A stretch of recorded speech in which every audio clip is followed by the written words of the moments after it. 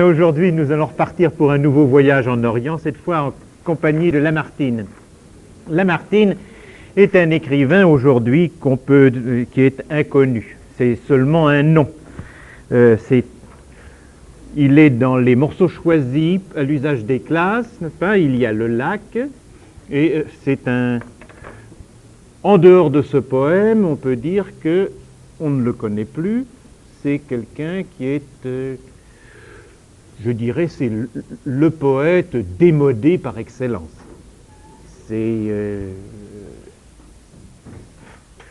Normalement, personne ne parle de Lamartine. Alors c'est assez difficile de se mettre à en parler. J'ai consulté la nouvelle édition des poésies qui a été faite dans la bibliothèque de la Pléiade, les œuvres poétiques complètes de Lamartine. Ça a été fait par quelqu'un de très bien intentionné, qui est un spécialiste de Lamartine, mais qui passe sa préface à on peut dire à s'excuser. Il dit oui, bien sûr, c'est affreusement ennuyeux, mais tout de même. Bon. Eh bien, c'est un poète qui a été tout de même extrêmement lu pendant tout le XIXe siècle, qui a eu une influence énorme sur tous les grands poètes du XIXe siècle.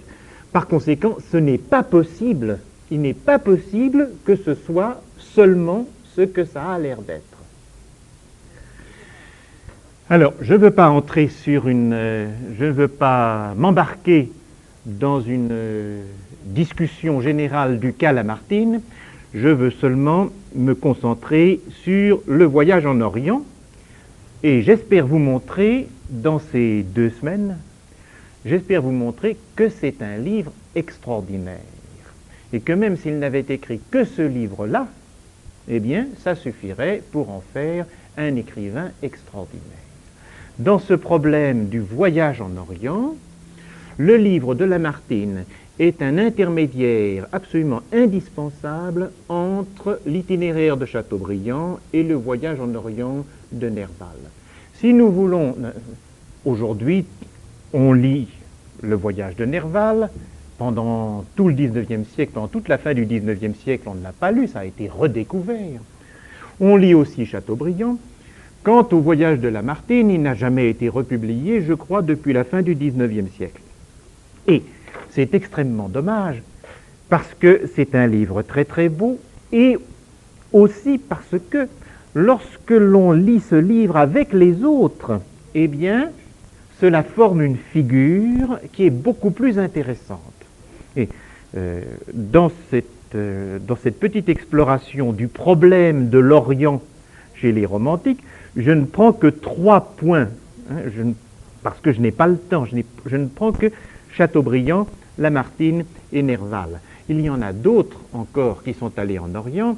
Il faudrait au moins étudier les voyages de Théophile Gautier et de Flaubert.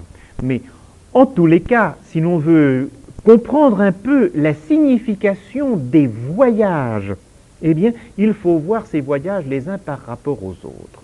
Alors, je vous ai déjà dit que Chateaubriand, dans son itinéraire, donne le thème, si vous voulez, du voyage en Orient à tous les autres romantiques français. Tous les romantiques qui iront en Orient iront pour refaire le voyage de Chateaubriand. Et pour le refaire, chacun à sa manière. Ça n'est pas simplement le livre qui est un texte, c'est le voyage lui-même qui est un texte. C'est quand un écrivain voyage, ses déplacements forment un texte. Le trajet, je crois que nous l'avons très très bien vu avec Chateaubriand, chez qui c'est absolument éclatant. Le trajet qu'il fait sur la Méditerranée forme une figure qui est extraordinairement significative. Eh bien, les écrivains qui vont aller après Chateaubriand vont vouloir d'une part refaire le voyage de Chateaubriand pour remettre leurs pas dans les pas du grand homme. Par conséquent, ils font une imitation de Chateaubriand comme Chateaubriand avait fait une imitation de pèlerins antérieurs, des croisés, des pèlerins en Terre Sainte, etc. Mais ils ne font pas seulement une imitation, ça ne suffit pas, parce que le livre de Chateaubriand existe déjà. Il y a eu d'autres personnages qui sont allés en Orient, qui sont allés voir ce que Chateaubriand avait vu. Ils ont écrit des lettres à leur famille. Mais lorsqu'un écrivain, lui, recommence le voyage, il faut, d'une part, qu'il fasse la même chose, et d'autre part, qu'il fasse quelque chose d'autre. Par conséquent, le voyage lui-même est une correction et une critique du voyage précédent. Alors, lorsque nous lisons, par exemple, le voyage de Lamartine, nous retrouverons le voyage de Chateaubriand derrière presque chacune des pages.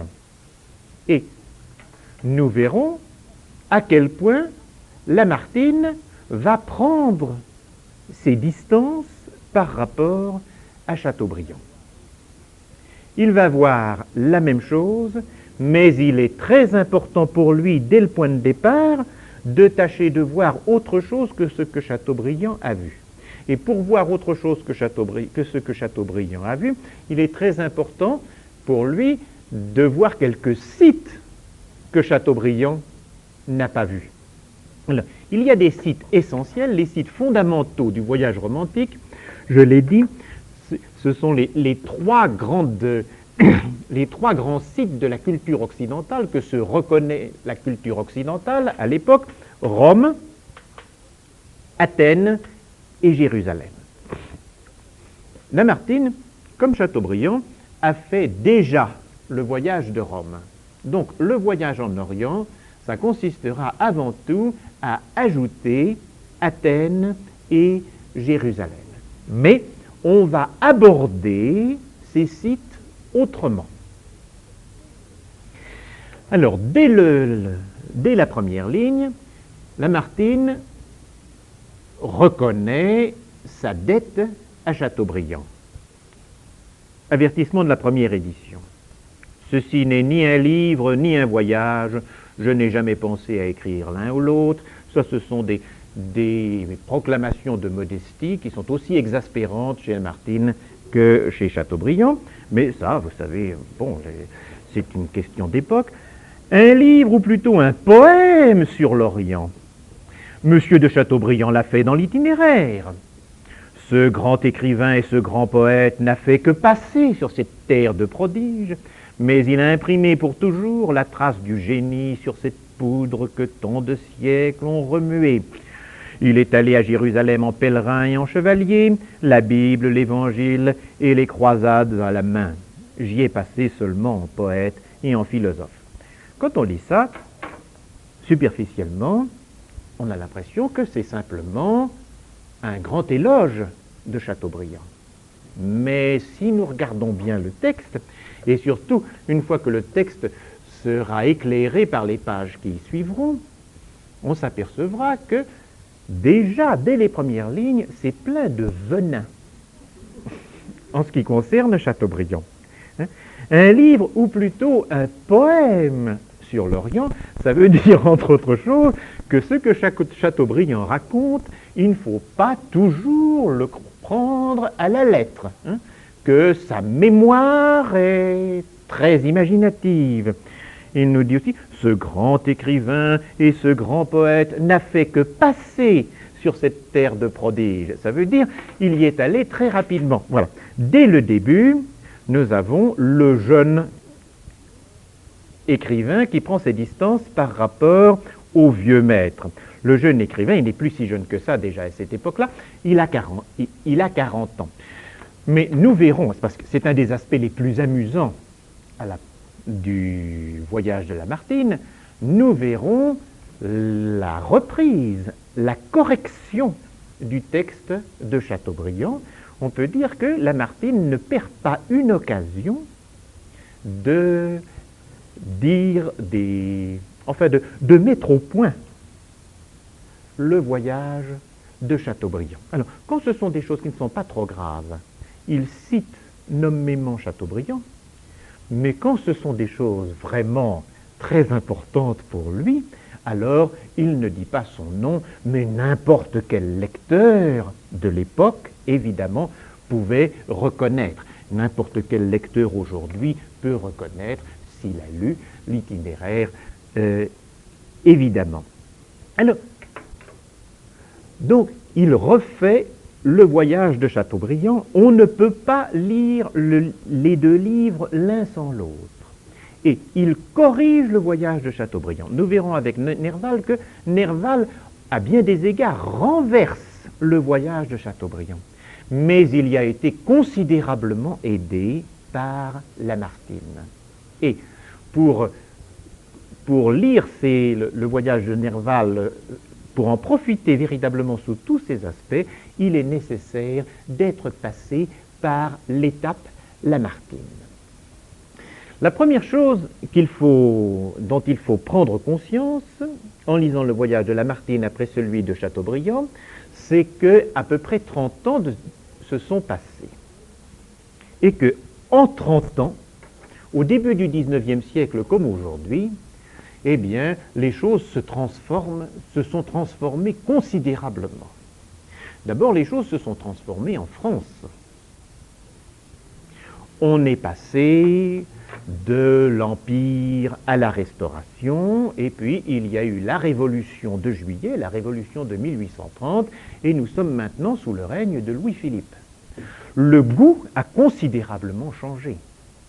C'est-à-dire que le voyageur ne va pas admirer les mêmes choses dans les spectacles qu'il va avoir sous les yeux. Vous verrez que l'Orient de Lamartine est tout à fait l'Orient de Delacroix, et ensuite des peintres orientalistes. C'est-à-dire, si vous voulez, ce ne sont pas du tout les mêmes illustrations qui viennent à l'esprit, ce ne sont pas les mêmes couleurs qui sont choisies. Mais il y a d'autres différences qui sont plus importantes encore, c'est que l'Orient a beaucoup changé. Lorsque Chateaubriand se promène dans l'Orient, c'est encore l'Empire ottoman qui s'étend depuis l'Autriche-Hongrie, qui prend toute la Grèce et qui va jusqu'au Maroc, qui va jusqu'à Gibraltar. Eh bien, des événements essentiels ont eu lieu qui sont le début vraiment de la décomposition de l'Empire ottoman. L'Empire ottoman est en train de tomber en morceaux. D'abord, la Grèce vient de se révolter contre Constantinople. La Grèce est indépendante. Elle n'est pas en bon état, mais elle est déjà indépendante. L'Égypte s'est révoltée contre le pacha de Constantinople, contre le sultan de Constantinople. Et il n'y a plus qu'une allégeance aussi vague que celle, par exemple, du Canada aujourd'hui par rapport à la reine d'Angleterre. Et enfin, autre événement essentiel, la France, dans son grand désir d'apporter la liberté au peuple du monde entier, a conquis l'Algérie. C'est-à-dire qu'un gros morceau de l'Empire ottoman est tombé, est devenu français. Les nations européennes sont déjà à ce moment-là dans un moment de grande expansion coloniale. Ce qui a un résultat extrêmement important, c'est que le voyage en Orient ne se fait pas du tout dans les mêmes conditions, au temps de Lamartine qu'au temps de Chateaubriand. Si vous voulez, le franc français pèse très lourd en Orient, beaucoup plus. Alors, on va pouvoir se promener comme Lamartine va se promener comme un prince en Orient. Et les conditions matérielles du voyage de Lamartine sont absolument surprenantes pour nous. Elles sont complètement différentes des conditions du voyage de Chateaubriand. Chateaubriand peut dire qu'il s'est promené comme un guerrier, qu'il avait des domestiques avec lui, bien sûr, mais il n'en avait pas beaucoup. Il a vraiment, c'était un voyage assez héroïque, que celui de Chateaubriand. Tandis que le voyage de Lamartine va comporter un drame, puisque sa fille unique va mourir au milieu du voyage. Mais autrement, vous allez voir que Lamartine voyage dans d'excellentes conditions. Alors, quelle est d'abord l'origine du voyage de Lamartine? Pourquoi part-il? Il part premièrement parce qu'il a envie de s'éloigner un peu de France. Il a posé sa candidature pour être député. Il ne sait pas le résultat. Il a posé sa candidature pour être député avant de savoir le résultat des élections complexes de l'époque. Il part pour 2 ans. Il décide de partir pour 2 ans. On avait le temps. Il y a d'abord une envie de prendre un peu de large. D'autre part, naturellement, il y a l'envie de rivaliser avec Chateaubriand. Ça, c'est absolument certain. Enfin, troisièmement, il y a quelque chose de beaucoup plus profond et qui, là, est très intéressant. Lamartine part en Orient pour découvrir un livre de son enfance. Ma mère avait reçu de sa mère au lit de mort une belle Bible de Royaumont dans laquelle elle m'apprenait à lire quand j'étais petit enfant. Cette Bible avait des gravures de sujets sacrés à toutes les pages. C'était Sarah, c'était Tobie et son ange, c'était Joseph ou Samuel, c'était surtout ces belles scènes patriarcales où la nature solennelle et primitive de l'Orient était mêlée à tous les actes de cette vie simple et merveilleuse des premiers hommes. Quand j'avais bien récité ma leçon et lu à peu près sans faute la demi-page de l'Histoire sainte, ma mère découvrait la gravure. Et tenant le livre ouvert sur ses genoux, me la faisait contempler en me l'expliquant pour ma récompense. Elle était douée par la nature d'une âme aussi pieuse que tendre et de l'imagination la plus sensible et la plus colorée. Toutes ses pensées étaient sentiments, tous ses sentiments étaient images. Sa belle et noble et suave figure réfléchissait dans sa physionomie rayonnante tout ce qui brûlait dans son cœur, tout ce qui se peignait dans sa pensée, et le son argentin, affectueux, solennel et passionné de sa voix ajoutait à tout ce qu'elle disait un accent de force, de charme et d'amour qui retentit encore en ce moment dans mon oreille, hélas, après 6 ans de silence. La vue de ces gravures, les explications et les commentaires poétiques de ma mère m'inspiraient dès la plus tendre enfance des goûts et des inclinations bibliques. De l'amour des choses au désir de voir les lieux où ces choses s'étaient passées, il n'y avait qu'un pas.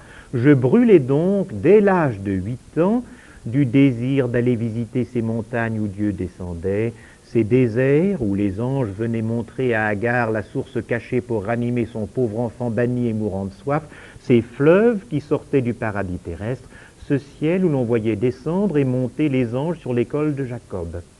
Ce désir ne s'était jamais éteint en moi. Je rêvais toujours, depuis un voyage en Orient, comme un grand acte de ma vie intérieure. Je construisais éternellement dans ma pensée une vaste et religieuse épopée dont ces beaux lieux seraient la scène principale. Il me semblait aussi que les doutes de l'esprit, que les perplexités religieuses devaient trouver là leur solution et leur apaisement. Enfin, je devais y puiser des couleurs pour mon poème. Ça, je devais y puiser des couleurs pour mon poème. Ça, c'est exactement la reprise de ce que nous dit Chateaubriand qui allait chercher des couleurs pour son poème en prose, les martyrs. Voilà la source de l'idée qui me chasse maintenant vers les rivages de l'Asie. Alors, vous voyez, Lamartine part en Orient pour retrouver un livre d'images, pour retrouver un pays qui lui a été promis dès son enfance.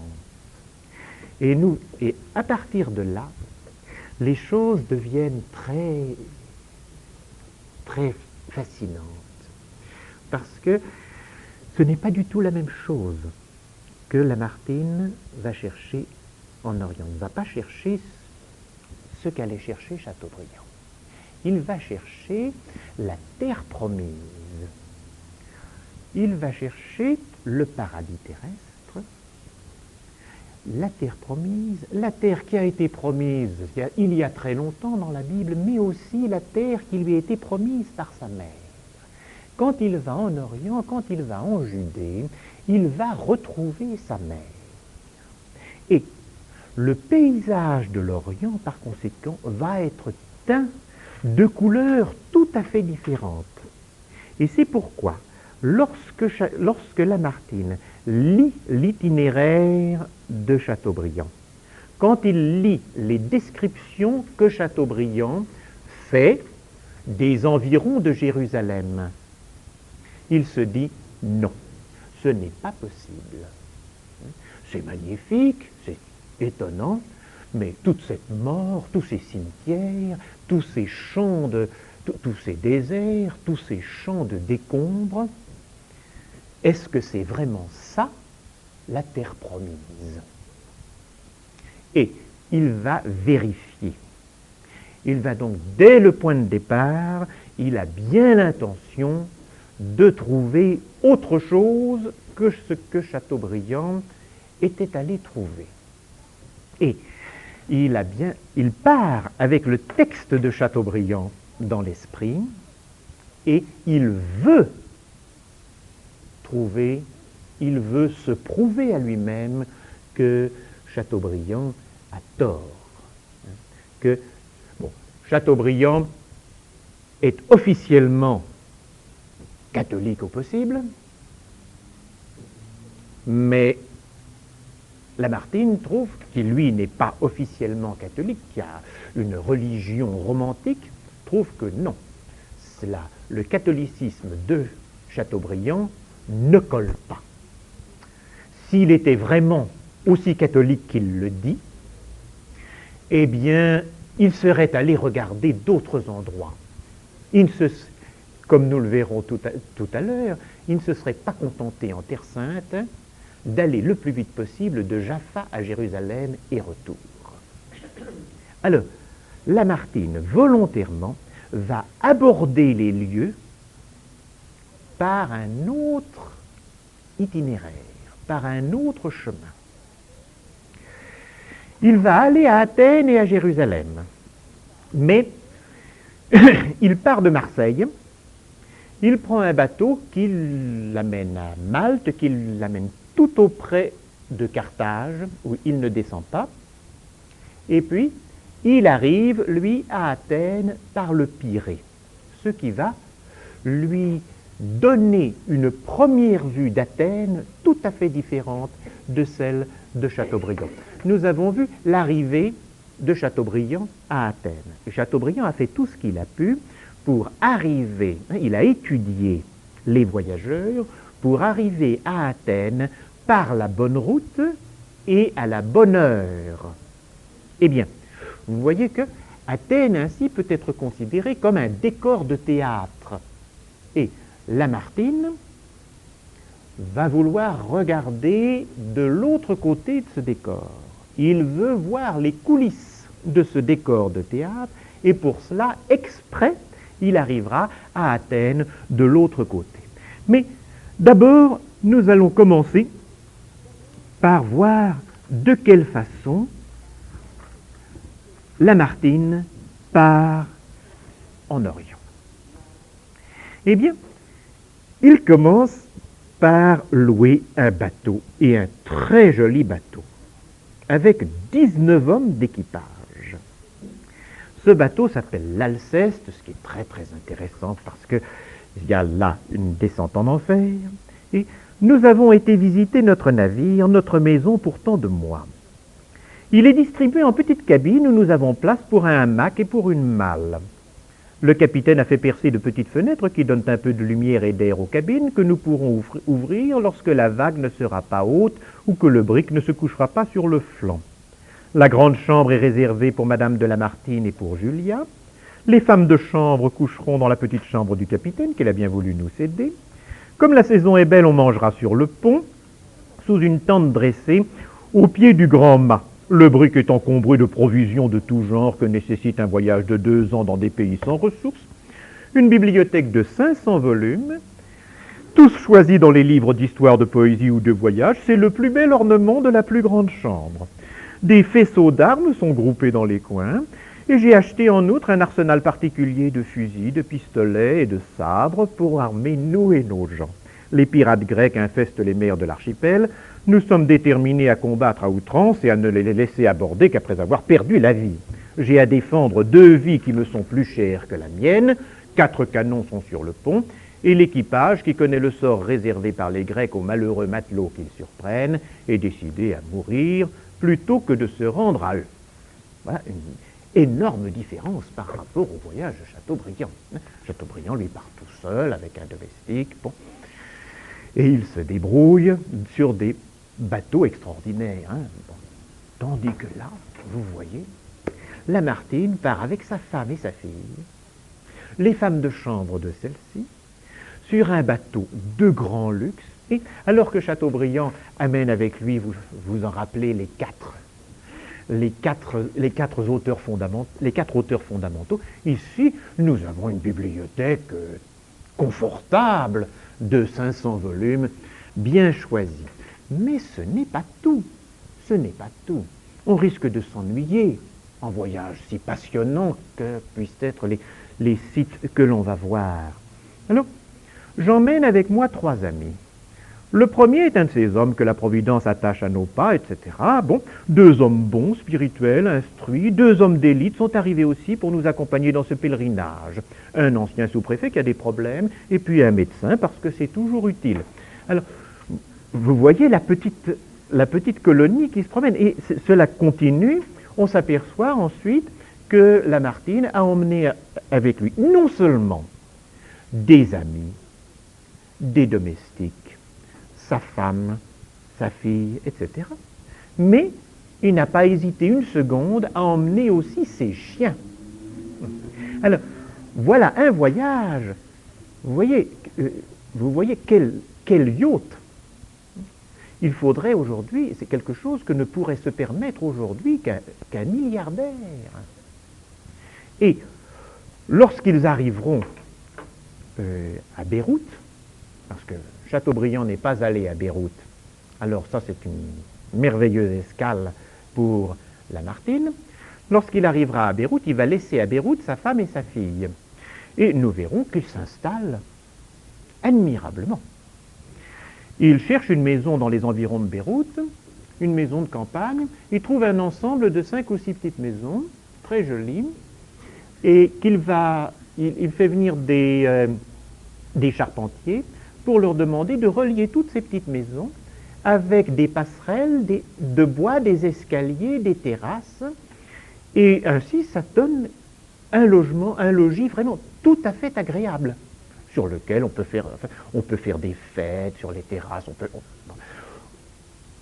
Alors il peut y laisser sa femme et sa fille et aller lui tout seul à Jérusalem.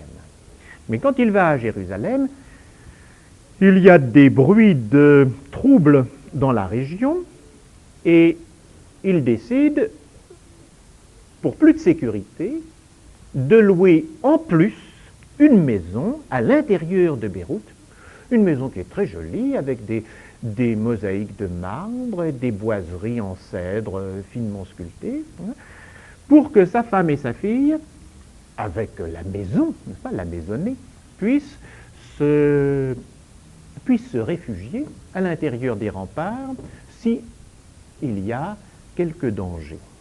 Et nous le verrons tout au cours du voyage, acheter tous les chevaux qui lui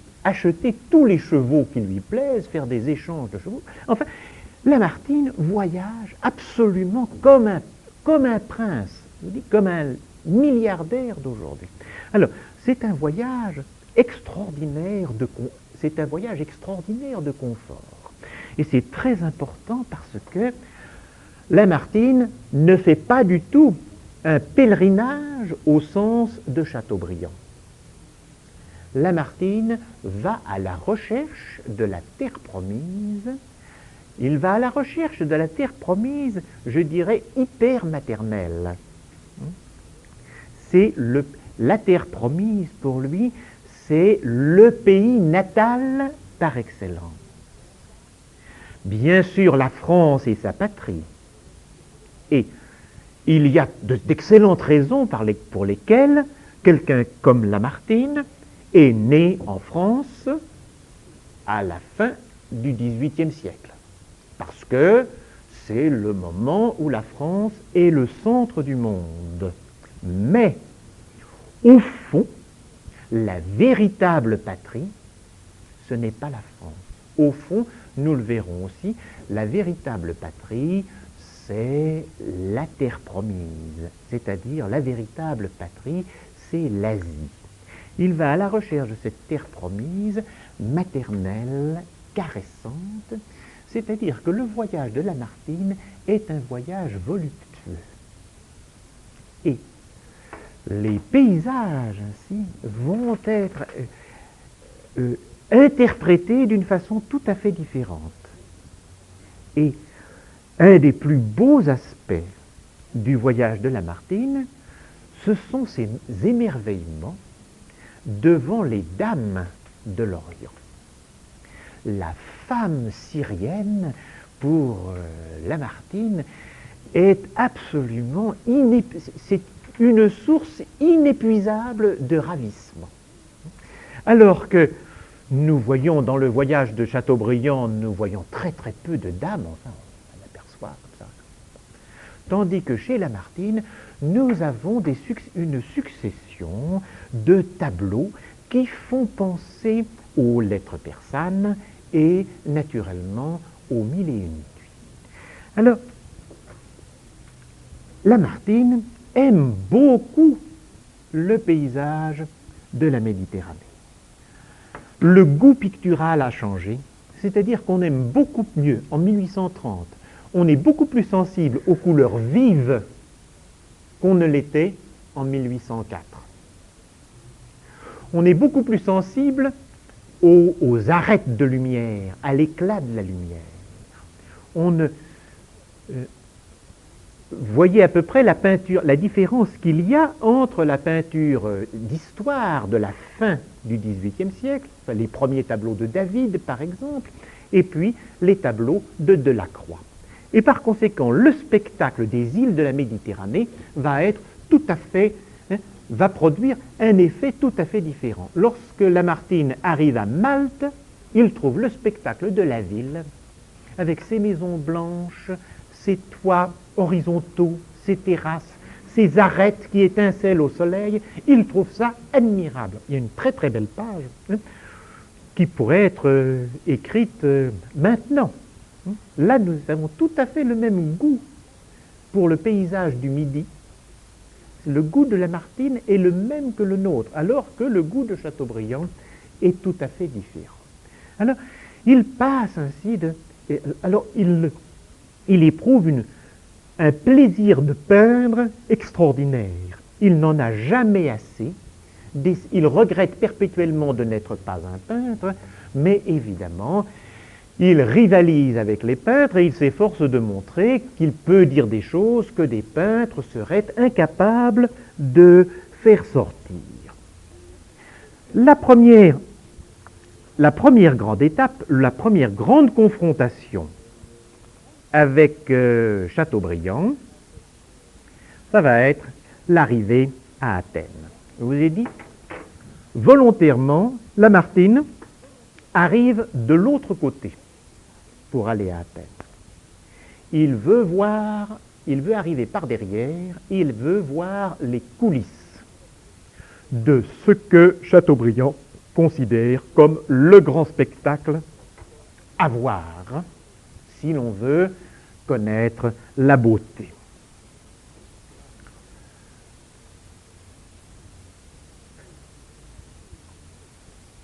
Arrivé au Pirée à 8 heures du matin, le 19 août, nous jetons l'ancre. Les chevaux nous attendaient sur la plage du Pirée. Nous montons à cheval. Je trouve un âne, nous plaçons une selle de femme pour Julia. Nous partons. Pendant une demi-lieue, la plaine, quoique d'un sol léger, maniable et fertile, est complètement inculte et nue, etc. Enfin, nous passons sous les remparts élevés et sous les noirs rochers qui servent de piédestal au Parthénon. Le Parthénon lui-même ne nous semble pas grandir, mais se rapetisser au contraire que nous en approchons. Alors, toute la page reprend ligne à ligne la description de Chateaubriand. L'effet de cet édifice, le plus beau que la main humaine ait élevé sur la terre, au jugement de tous les âges, ne répond en rien à ce qu'on en attend, vu ainsi. Et les pompeuses paroles des voyageurs peintres ou poètes vous retombent tristement sur le cœur quand vous voyez cette réalité si loin de leurs images. Il n'est pas doré par les rayons pétrifiés du soleil de Grèce. Il ne plane point dans les airs comme une île aérienne portant un monument divin. Il ne brille point de loin sur la mer et sur les terres comme un phare qui dit « Ici c'est Athènes, ici l'homme a épuisé son génie et porté son défi à l'avenir ». Non, rien de tout cela. Sur votre tête, vous voyez s'élever irrégulièrement de vieilles murailles noirâtres marquées de taches blanches. Ces taches sont du marbre, débris des monuments qui couronnaient déjà l'Acropolis avant sa restauration par Périclès et Phidias. Ces murailles, flanquées de distance en distance d'autres murs qui les soutiennent, sont couronnées d'une tour carrée byzantine et de créneaux vénitiens. Elles entourent un large mamelon qui renfermait presque tous les monuments sacrés de la ville de Thésée. À l'extrémité de ce mamelon, du côté de la mer Égée, se présente le Parthénon, ou temple de Minerve. Ce temple, dont les colonnes sont noirâtres, est marqué çà et là de taches d'une blancheur éclatante. Ce sont les stigmates du canon des Turcs ou du marteau des iconoclastes. Sa forme est un carré long. Il semble trop bas et trop petit pour sa situation monumentale. Il ne dit pas de lui-même « C'est moi, je suis le Parthénon, je ne puis être autre chose ». Il faut le demander à son guide. Et quand il vous a répondu, on doute encore. Plus loin, au pied de l'Acropolis, vous passez sous une porte obscure et basse, sous laquelle quelques Turcs en guenilles sont couchés à côté de leurs riches et belles armes, et vous êtes dans Athènes.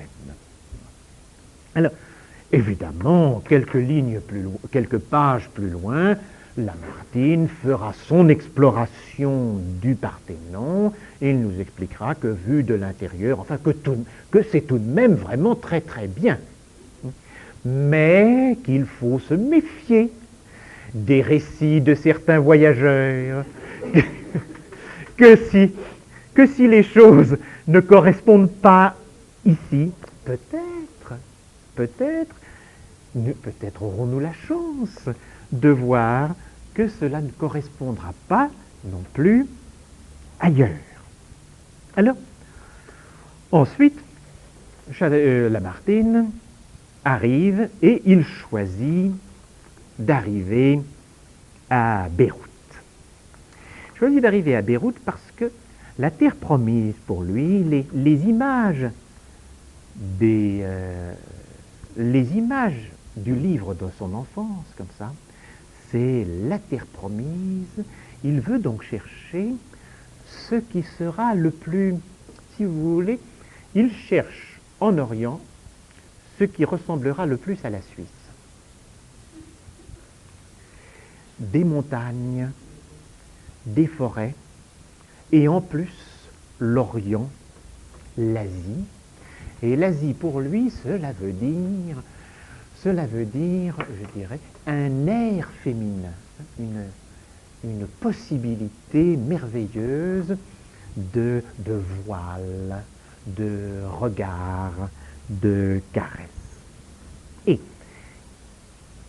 il choisit Beyrouth encore pour une autre raison, qui est très importante, c'est que sa fille s'appelle, celle qu'il va perdre ainsi, à Beyrouth. Sa fille s'appelle Julia.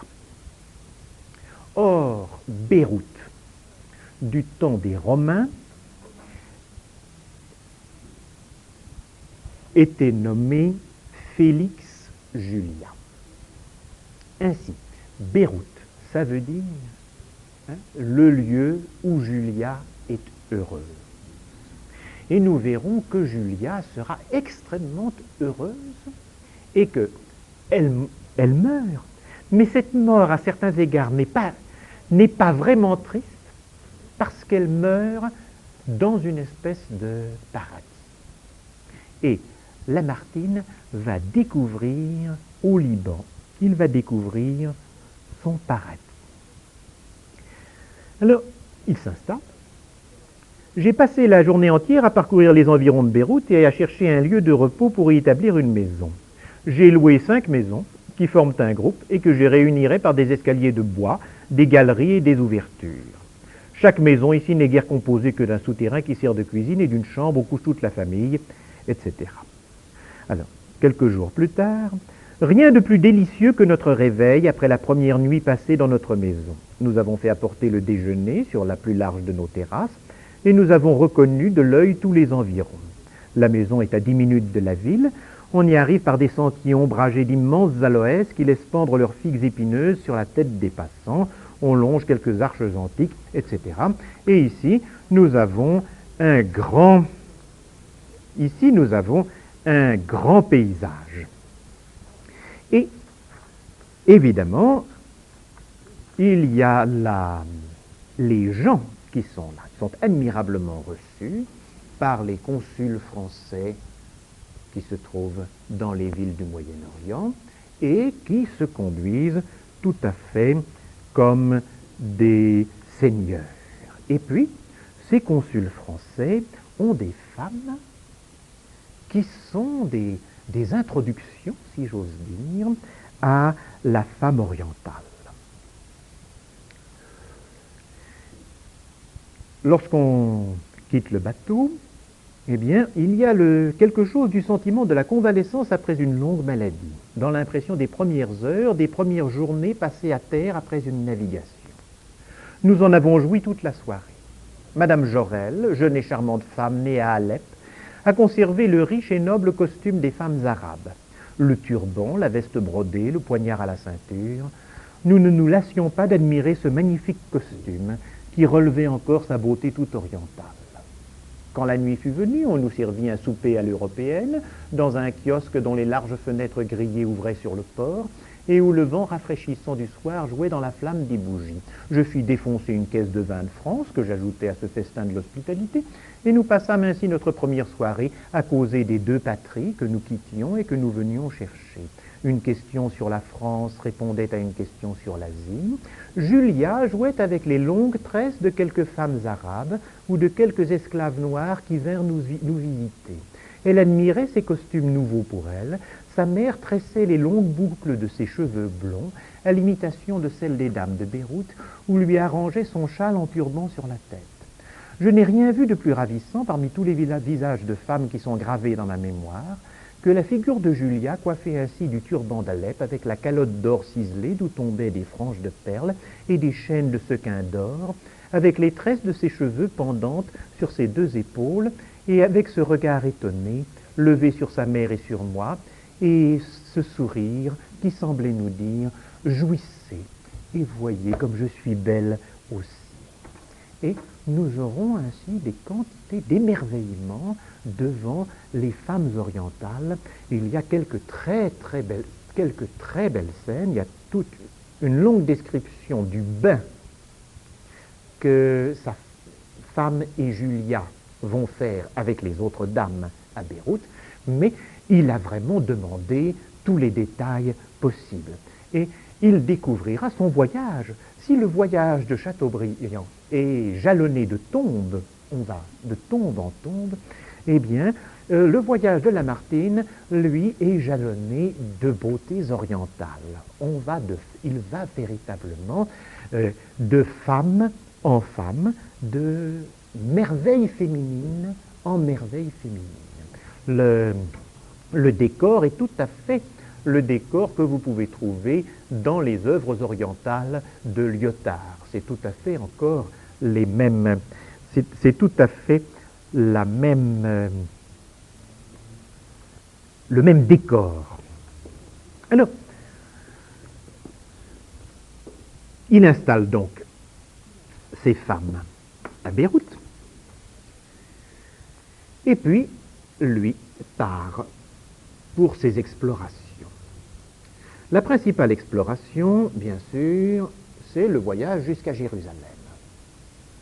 Mais avant d'aller à Jérusalem, il va rendre visite il va faire un certain nombre de visites dans les montagnes du Liban. Et ces visites de plus en plus lui font sentir que c'est bien que c'est le Liban vraiment et le nord de la Palestine qui est la terre promise, qui est le pays qui lui convient. D'ailleurs, avant de quitter le Liban, il fera une dernière exploration, il ira voir les cèdres du Liban.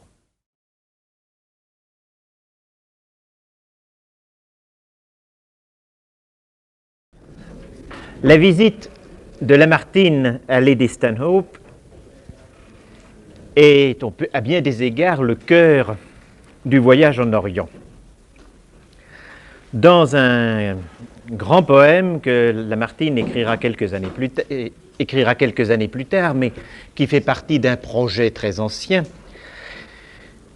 jamais réalisé complètement, qui s'appelle La chute d'un ange, et qui est à bien des égards l'œuvre poétique la plus curieuse qu'il nous ait laissée, avec quelque chose, c'est une épopée qui se passe avant le déluge et dans lequel on voit un ange qui vit près des cèdres du Liban, qui devient éperdument amoureux d'une jeune fille, et il leur arrive des aventures épouvantables parce qu'ils vont dans une civilisation antédiluvienne qui est la civilisation du mal. Alors, il y a des tas d'horreurs qui sont très amusantes, et d'autant plus qu'elles sont racontées dans des vers tout à fait distingués. Ça, c'est un très très beau livre. Eh bien, La chute d'un ange est présentée à l'intérieur d'une parenthèse, d'un cadre qui est un récit. Et Lamartine raconte en vers qu'il se promène auprès du Liban et qu'il y a un vieillard qui est là, qui raconte une histoire et qui raconte en particulier que dans le Liban, il y a des révélations, que c'est là qu'on peut trouver la vérité en ce qui concerne, qu'on peut le plus approcher de la vérité en ce qui concerne les religions. Et que, en particulier, il faut passer par chez Lady Stanhope et puis ensuite aller jusqu'aux cèdres du Liban. Et en un seul épisode, dans le récit qui ouvre La chute d'un ange, en un seul épisode, on a toute la partie centrale, si vous voulez, du voyage qui est ramassée. Lamartine, nous l'avons vu, s'est installé à Beyrouth. Et Beyrouth va être son quartier général en Orient. C'est à partir de Beyrouth qu'il va faire un certain nombre d'excursions, en laissant, dans la plupart des cas, sa femme et sa fille à Beyrouth, dans la charmante maison qu'il leur a laissée. Alors, on voit très bien comment le voyage s'organise. Il y a de Paris à Beyrouth, il y a une grande escale. Nous avons vu que c'est Athènes, qui est une ville très intéressante, certainement, mais qui n'est pas ce qu'on dit. Ensuite, au retour, il y aura une grande escale. Le retour n'est pas fait comme Lamartine avait prévu, à cause du malheur qui lui est arrivé, mais il y a une grande escale au retour, nous verrons, c'est Constantinople. Alors, nous avons donc la France, Athènes, Beyrouth, puis Beyrouth, Constantinople, la France. Et c'est de Beyrouth que l'on voit tout ceci en gros, mais c'est à partir de Beyrouth que Lamartine fait des excursions, un certain nombre de petites excursions, des excursions proches, si vous voulez, et des excursions lointaines. Alors, parmi les excursions proches, la principale des excursions proches, au début, c'est la visite à Lady Stanhope et la visite à l'émir des Druzes, l'émir Béchir. Puis, grande excursion qui sera le pèlerinage à Jérusalem. Retour à Beyrouth, et c'est à Beyrouth que meurt la fille de Lamartine, Julia. On peut dire que cela produit au centre du livre une déchirure. Le journal de Lamartine s'arrête pendant 4 mois et est remplacé par une note. Le livre est remarquablement bien construit et il y a souvent des récits qui se recouvrent dans le voyage de Lamartine pour donner une impression, c'est exprès, c'est pour donner une impression de notes jetées comme cela, ce qui évidemment ne correspond pas à la réalité, tout cela a été revu bien sûr, mais le récit de la mort de Julia est encadré de 2 récits d'une excursion dans les montagnes du Liban. Puis, après la mort de Julia, il y a une nouvelle grande excursion de Lamartine. Il va voir Damas et Balbec. Les ruines de Balbec vont jouer un rôle très important pour lui. C'est parce que ce sont les ruines de Balbec qui vont lui inspirer les palais fantastiques des méchants dieux de la chute d'un ange. Si vous voulez, le pèlerinage à Jérusalem, c'est un pèlerinage à la bonté de Dieu. Et le pèlerinage à Balbec, c'est un pèlerinage au lieu de la méchanceté des dieux.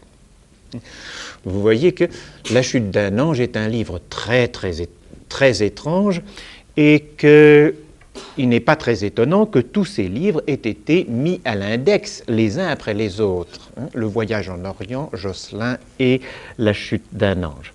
Et que la famille de Lamartine, une bonne partie de la famille de Lamartine ait été tellement scandalisée par certains aspects de La chute d'un ange qu'on en a fait des éditions considérablement corrigées, par exemple des éditions dans lesquelles les mots « les dieux » sont toujours remplacés par les rois ou les tyrans, ce qui évidemment change tout. Alors, nous avons donc cette nouvelle grande excursion, Damas et Balbec, et puis une dernière excursion très importante avant de quitter Beyrouth, c'est l'excursion aux cèdres du Liban. Ensuite, ils quittent Beyrouth, ils font un nouveau petit pèlerinage à Jérusalem, mais ce qui est très intéressant, c'est que Lamartine va s'arrêter à Jaffa, c'est seulement sa femme qui va aller à Jérusalem, et nous aurons les notes de Madame de Lamartine à ce lieu du voyage avant de partir. Mais Lamartine lui-même, en quelque sorte, ne veut pas compromettre la beauté formelle de son propre voyage. Alors, nous pouvons résumer le voyage de Lamartine comme ceci.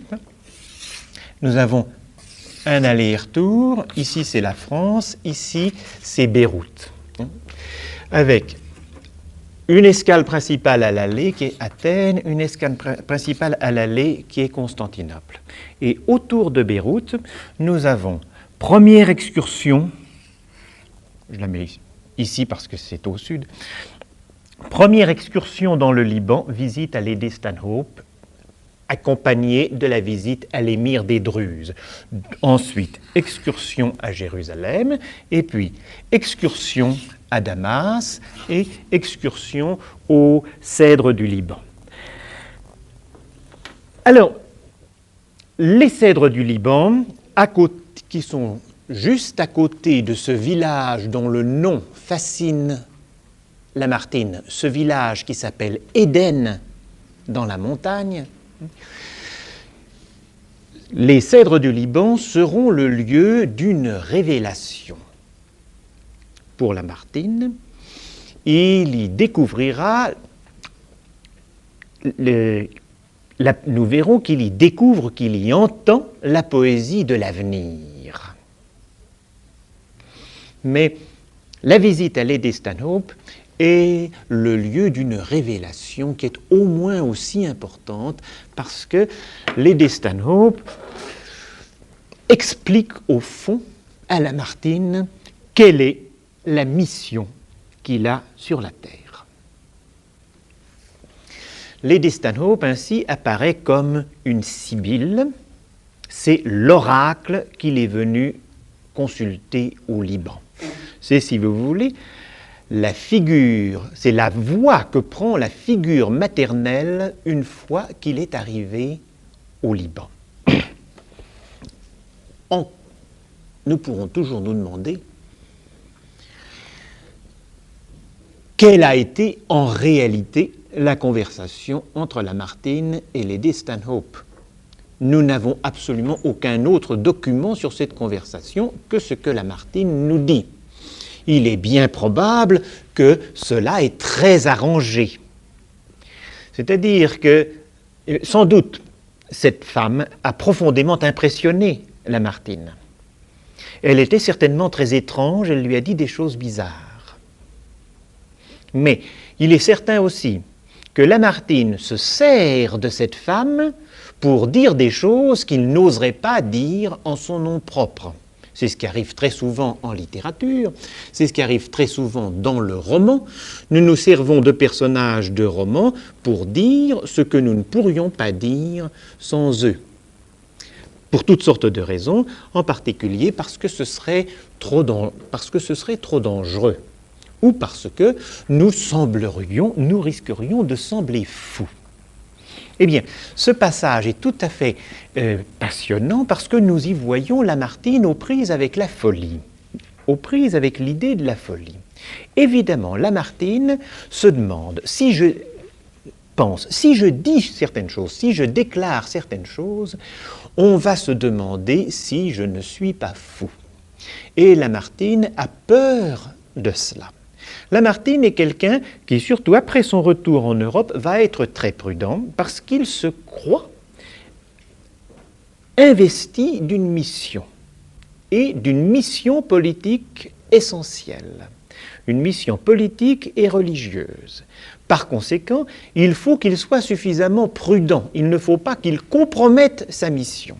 Mais il ne peut pas dire comme cela qu'il a été investi par la Providence d'une mission essentielle pour l'avenir de l'humanité. Parce que dans les années 1830, ça ne se fait pas. Alors, il a besoin ainsi d'avoir des relais. Il a besoin d'attribuer ce qui est peut-être sa folie à quelqu'un d'autre. Ainsi, dans les montagnes du Liban, il trouve une femme, si vous voulez, qui peut incarner sa propre folie. Une femme dont on peut se dire, elle est peut-être folle. Hein? On peut se dire, elle est folle. Alors, Lamartine dira, voilà ce qu'elle m'a raconté, ce n'est pas moi qui le dis, bien sûr, et peut-être qu'elle est folle. C'est la première défense. Mais naturellement, il va s'efforcer de nous décrire cette femme de telle sorte que peu à peu, elle apparaît de moins en moins folle. Et pour que l'on se dise, mais au fond, peut-être qu'elle n'est pas si folle que cela. Alors, Lamartine va nous présenter cet épisode comme un épisode fabuleux. Il va, si vous voulez, adopter le style des Mille et une nuits. Cette femme est une sibylle, une magicienne, et pour arriver jusqu'à elle, n'est-ce pas, il n'y a que quelques privilégiés qui puissent traverser toutes les épreuves. D'abord, c'est une femme qui ne veut voir personne. Elle vit dans la solitude et elle évite tous les Européens. Mais Lamartine tente la chance. Peut-être, justement, est-il celui qu'elle attend. Alors il lui écrit une lettre. Je pris le parti de lui envoyer un arabe porteur de cette lettre. Milady, voyageur comme vous, étranger comme vous dans l'Orient, n'y venant chercher comme vous que le spectacle de sa nature, de ses ruines et des œuvres de Dieu, je viens d'arriver en Syrie avec ma famille. Je compterai au nombre des jours les plus intéressants de mon voyage celui où j'aurai connu une femme qui est elle-même une des merveilles de cet Orient que je viens visiter. Si vous voulez bien me recevoir, faites-moi dire le jour qui vous conviendra et faites-moi savoir si je dois aller seul ou si je puis vous mener quelques-uns des amis qui m'accompagnent et qui n'attacheraient pas moins de prix que moi-même à l'honneur de vous être présentés. Que cette demande, milady, ne contraigne en rien votre politesse à m'accorder ce qui répugnerait à vos habitudes de retraite absolue. Je comprends trop bien moi-même le prix de la liberté et le charme de la solitude pour ne pas comprendre votre refus et pour ne pas le respecter. Je n'attendis pas longtemps la réponse. Le 30, à 3 heures de l'après-midi, l'écuyer de Lady Stanhope, qui est en même temps son médecin, arriva chez moi avec l'ordre de m'accompagner à Dune, résidence de cette femme extraordinaire. Alors, nous partîmes à 4 heures. J'étais accompagné du docteur Leonardi, de monsieur de Parseval, d'un domestique et d'un guide. Alors, c'est très long et c'est très difficile d'arriver jusqu'à l'antre de la Sibylle. Nous retrouvâmes bientôt une espèce de chemin. Voilà. Ce spectacle était nouveau et triste comme une apparition du vrai et vaste désert que je devais bientôt parcourir. Nulle trace d'hommes ou d'animaux ne subsistait sur cette arène ondoyante. Nous n'étions guidés que par le mugissement des flots d'un côté et par les cimes transparentes des sommets du Liban de l'autre. Nous retrouvâmes bientôt une espèce de chemin ou de sentier semé d'énormes blocs de pierre angulaires. Et ça dure très longtemps, il faut passer la nuit, et finalement, cela devient de plus en plus sauvage. Les montagnes s'enchaînaient aux montagnes comme les anneaux d'une chaîne pressée, ne laissant entre elles que des ravins profonds sans eau, blanchis, semés de quartiers de roches grisâtres. Ces montagnes sont complètement dépouillées de végétation et de terre. Ce sont des squelettes de collines que les eaux et les vents ont rongés depuis des siècles. Ce n'était pas là que je m'attendais à trouver la demeure d'une femme qui avait visité le monde et qui avait eu tout l'univers à choisir. Enfin, du haut d'un de ces rochers, mes yeux tombèrent sur une vallée plus profonde, plus large. Et là, on aperçoit un mur blanc flanqué d'un kiosque. C'était là le séjour de Lady Esther, nous l'atteignîmes à midi. Alors, c'est une maison qui n'est pas une maison. C'est un point très important pour Lamartine, parce qu'au milieu de la chute d'un ange, Lamartine nous donne les fragments du livre primitif, c'est-à-dire de la Bible antérieure à la Bible, de ce qui a été corrompu dans la Bible. Et ainsi, nous avons une version lamartinienne des 10 commandements de Dieu qui est très intéressante. Et parmi ces 10 commandements lamartiniens, il y a qu'il ne faut pas construire de ville.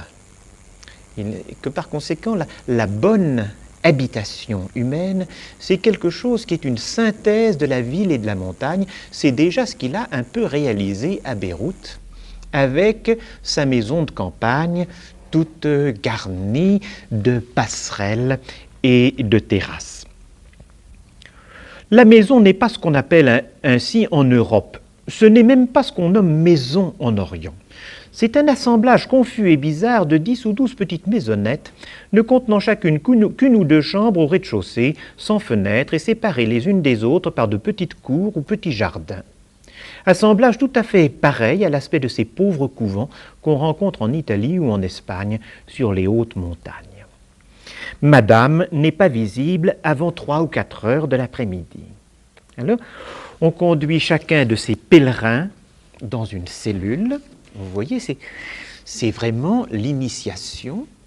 Et puis, à 3 heures, on réveille Lamartine, on frappe à sa porte pour lui annoncer que Madame est prête à le recevoir.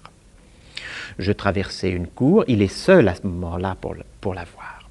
Je traversai une cour, un jardin, un kiosque à jour, à tenture de jasmin, puis 2 ou 3 corridors sombres, et je fus introduit par un petit enfant nègre de 6 ou 8 ans dans le cabinet de Lady Esther.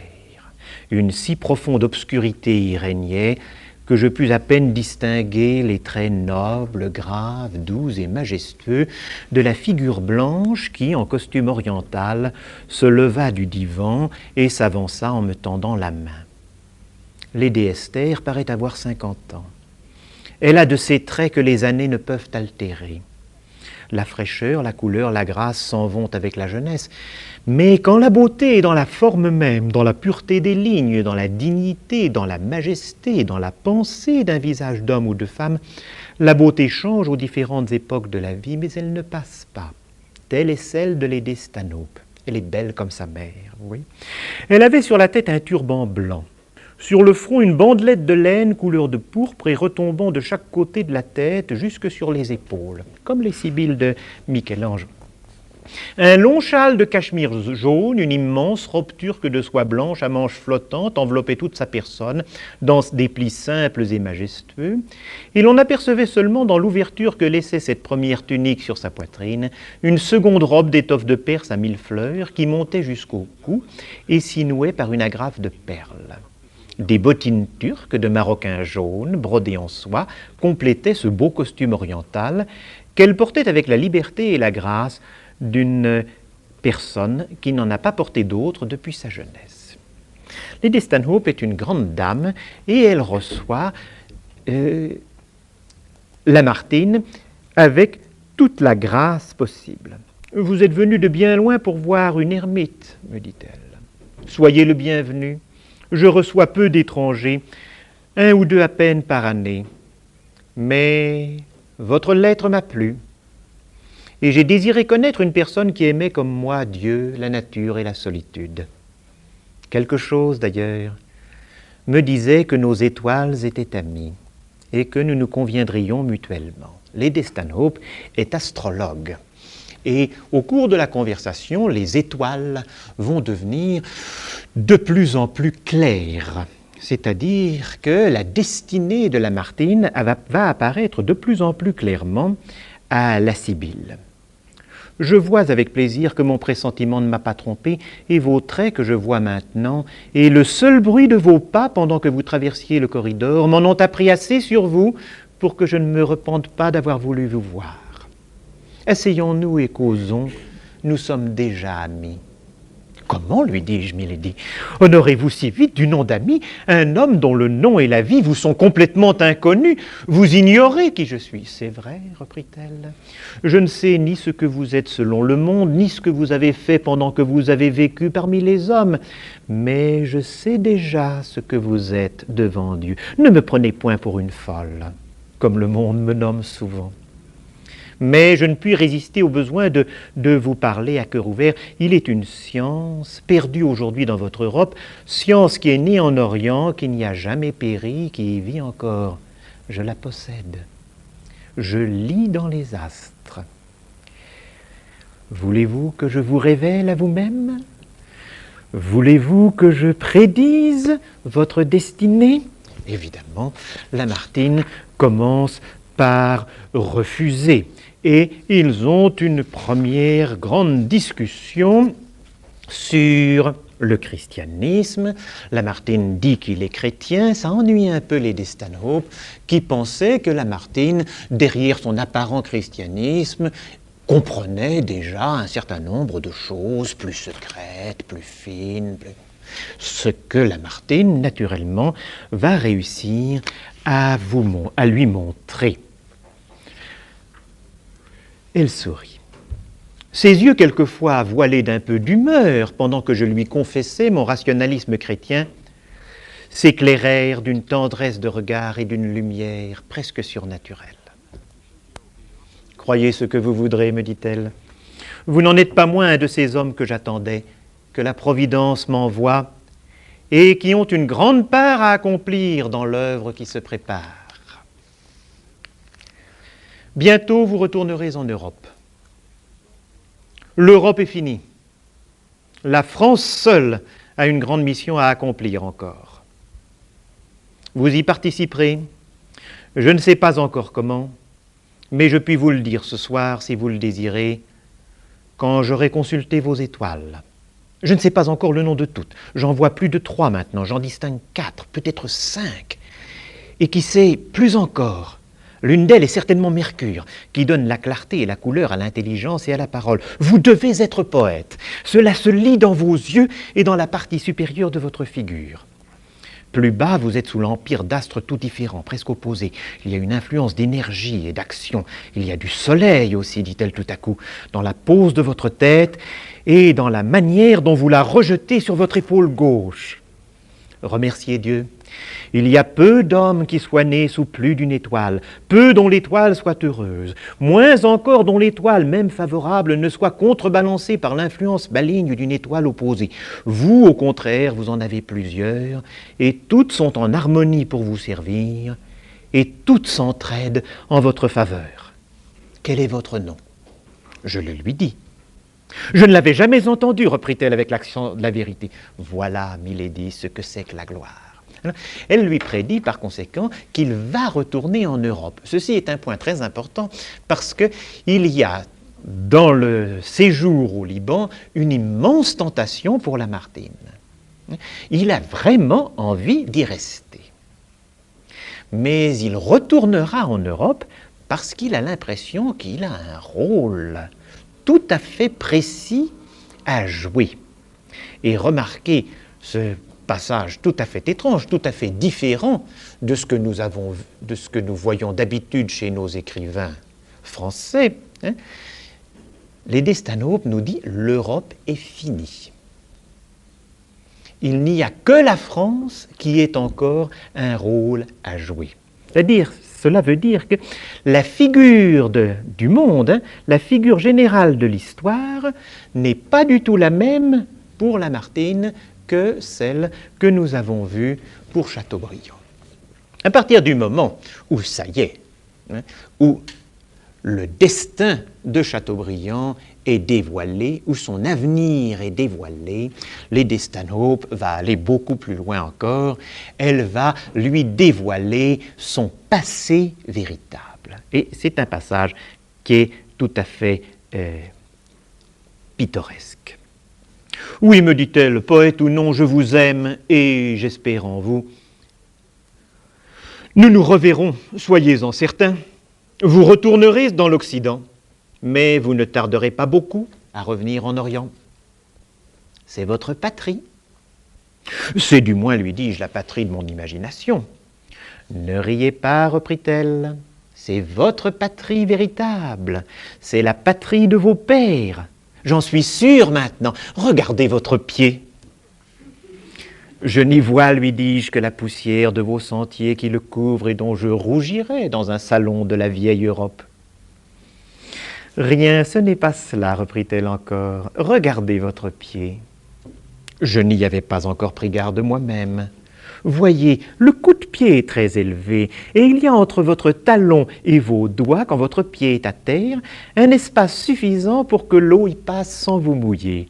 C'est le pied de l'Arabe, c'est le pied de l'Orient. Vous êtes un fils de ces climats, et nous approchons du jour où chacun rentrera dans la terre de ses pères.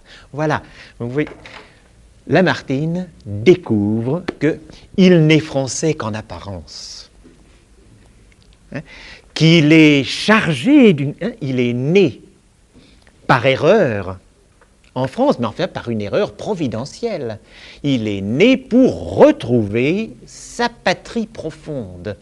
Cette patrie profonde, c'est la terre promise qui est sur le lieu même de l'ancienne Éden. Et c'est là qu'il veut revenir, c'est là qu'il va se retrouver. Et puis, à partir de ce moment-là, les révélations sont faites et les Destanhope disent, eh bien, vous pouvez aller dîner.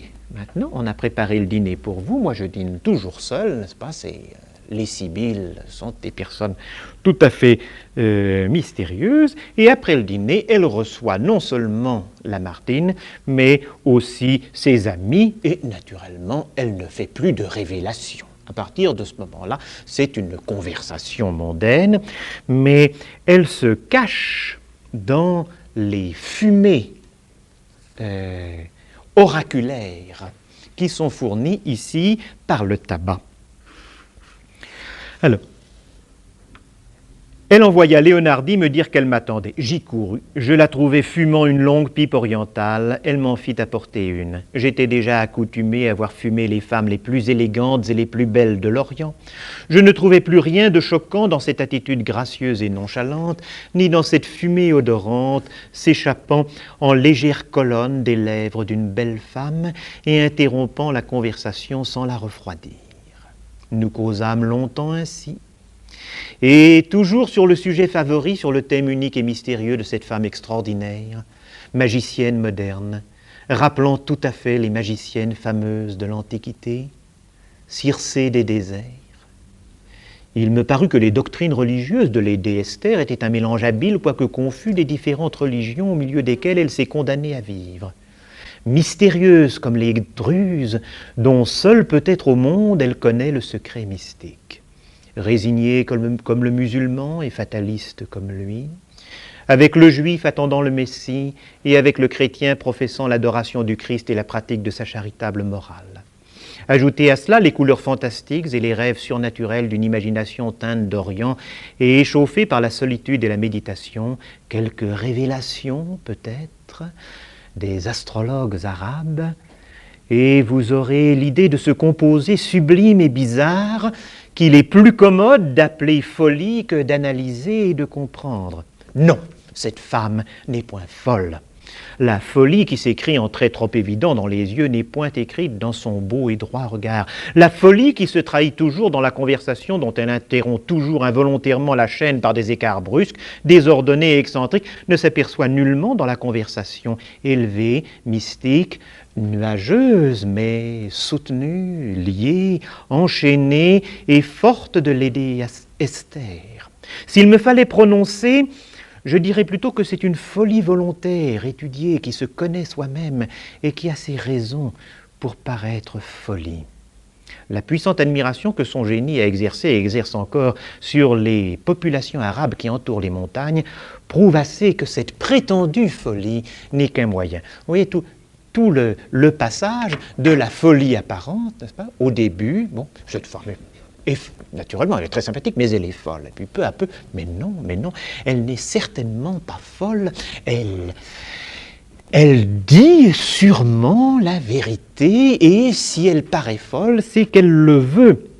Aux hommes de cette terre de prodige, à ces hommes des rochers et des déserts, dont l'imagination est plus colorée et plus brumeuse que l'horizon de leur sable ou de leur mer, il faut la parole de Mahomet ou de Lady Stanhope.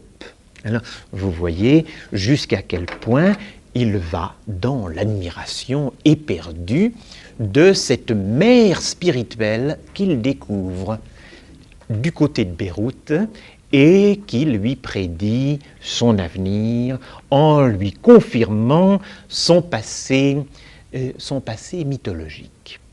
Une fois rentré de chez Lady Stanhope, eh bien, tout cela va mijoter à l'intérieur de son imagination et il fera sa première grande excursion en dehors de Beyrouth. Cette première grande excursion en dehors de Beyrouth, c'est celle qui va le mener jusqu'à Jérusalem.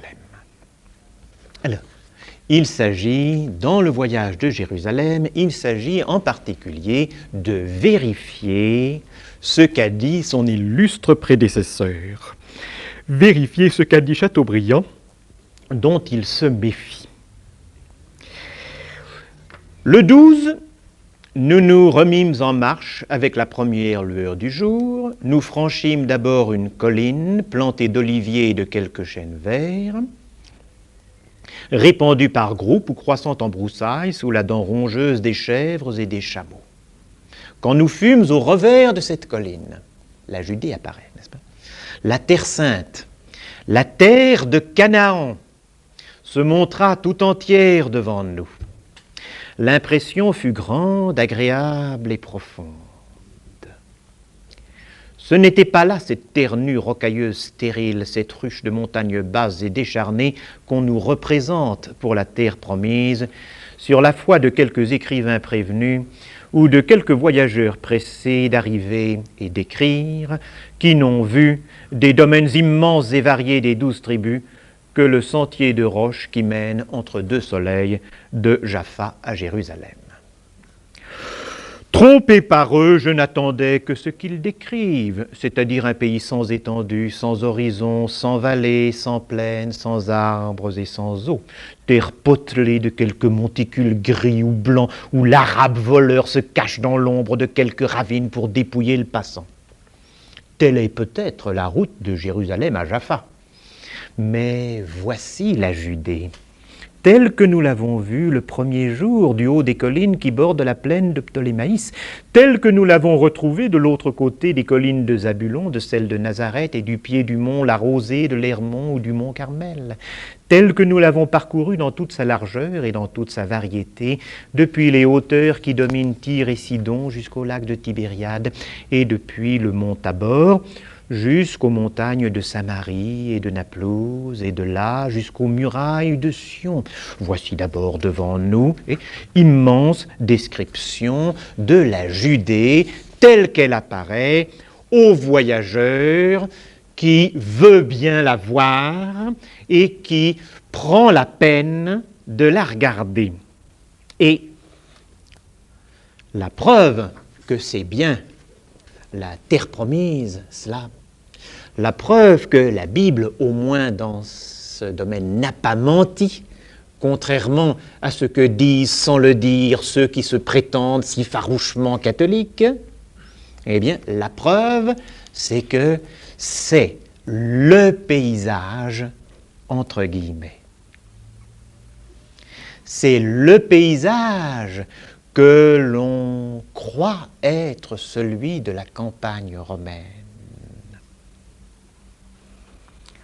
Mais en face, l'horizon qui terminait la plaine de Zabulon et qui s'étendait sur nous dans un espace de 3 ou 4 lieues formait une perspective de collines, de montagnes, de vallées, de ciel, de lumière, de vapeurs et d'ombres, ordonnée avec une telle harmonie de couleurs et de lignes, fondue avec un tel bonheur de composition, liée avec une si gracieuse symétrie et variée par des effets si divers que mon œil ne pouvait s'en détacher et que, ne trouvant rien dans mes souvenirs des Alpes, d'Italie ou de Grèce à quoi je pusse comparer ce magique ensemble, je m'écriais « C'est le Poussin ou Claude Lorrain ».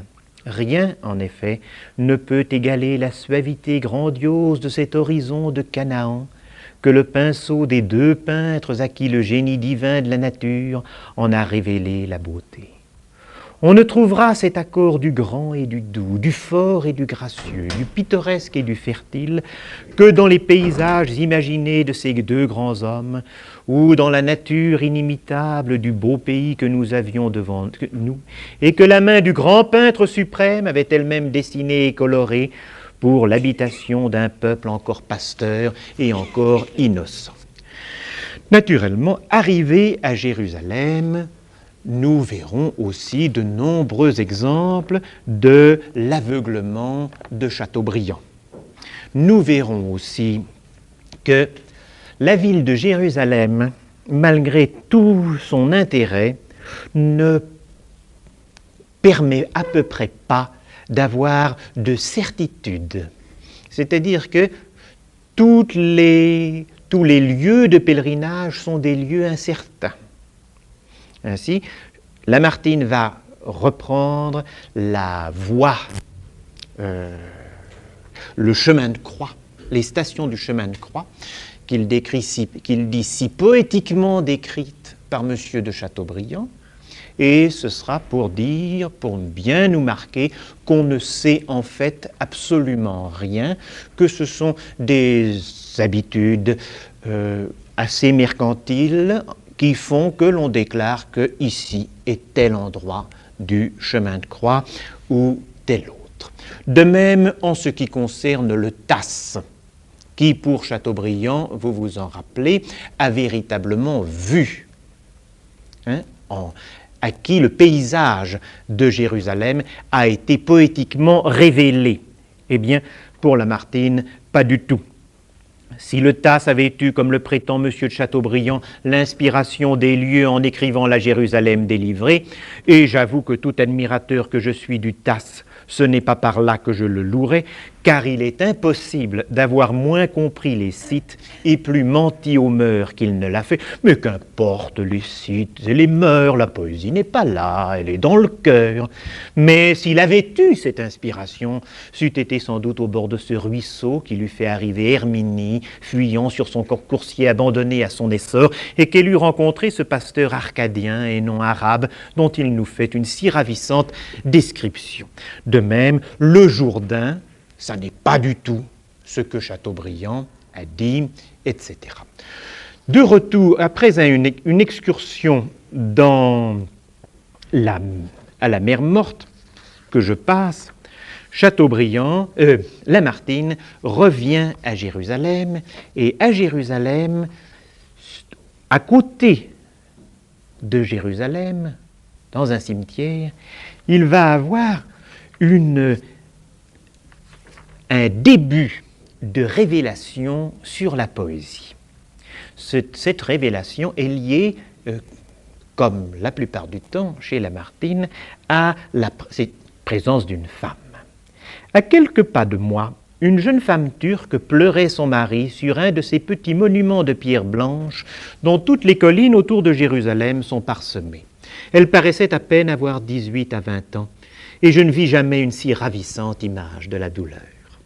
Son profil, que son voile rejeté en arrière me laissait entrevoir, avait la pureté de ligne des plus belles têtes du Parthénon, mais en même temps la mollesse, la suavité et la gracieuse langueur des femmes de l'Asie. Beauté bien plus féminine, bien plus amoureuse, bien plus fascinante pour le cœur que la beauté sévère et mâle des statues grecques. Ses cheveux d'un blond bronzé et doré comme le cuivre des statues antiques, couleur très estimée dans ce pays du soleil dont elle est comme un reflet permanent, ses cheveux détachés de sa tête tombaient autour d'elle et balayaient littéralement le sol. Lamartine aime beaucoup les femmes, mais chez les femmes, il aime en particulier les cheveux. Et dans les voluptés abominables que l'on rencontre dans la chute d'un ange, il y a en particulier des détails qui sont exquis. Enfin, la jeune maîtresse du roi des dieux est tellement voluptueuse qu'elle n'est vêtue que d'une robe faite entièrement de cheveux tissés. Et les dieux sont tellement voluptueux qu'ils ne mettent pas de tapis dans leur salon, mais ils mettent des chevelures, mettent par terre des chevelures qui ont été coupées aux femmes et qui conservent, dit Lamartine, qui conservent la courbe du cou sur lequel elles étaient. Alors, ici, il y a une chevelure qui l'émerveille. Ses cheveux détachés de sa tête tombaient autour d'elle et balayaient littéralement le sol. Sa poitrine était entièrement découverte, selon la coutume des femmes de cette partie de l'Arabie, et quand elle se baissait pour embrasser la pierre du turban ou pour coller son oreille à la tombe, ses deux seins nus touchaient la terre et creusaient leur moule dans la poussière, comme ce moule du beau sein d'Atala enseveli que le sable du sépulcre dessinait encore dans l'admirable épopée de M. de Chateaubriand. Elle avait jonché de toutes sortes de fleurs le tombeau et la terre alentour. Un beau tapis de Damas était étendu sur ses genoux. Sur le tapis, il y avait quelques vases de fleurs, etc. Bon. J'essayais de comprendre les paroles. Alors, elle se met à chanter. Elle chantait des choses entremêlées de sanglots. Elle colle ensuite son oreille contre l'autre, comme si elle avait entendu la réponse, puis elle se remettait à chanter en pleurant encore. J'essayais de comprendre les paroles qu'elle murmurait ainsi et qui venaient jusqu'à moi, mais mon drogman, c'est-à-dire l'interprète arabe, ne put les saisir ou les rendre. Combien je les regrette. Que de secrets de l'amour et de la douleur. Que de soupirs animés de toute la vie de deux âmes arrachées l'une à l'autre, ces paroles confuses et noyées de larmes devaient contenir. Ah, si quelque chose pouvait jamais réveiller un mort, c'était de pareilles paroles murmurées par une pareille bouche.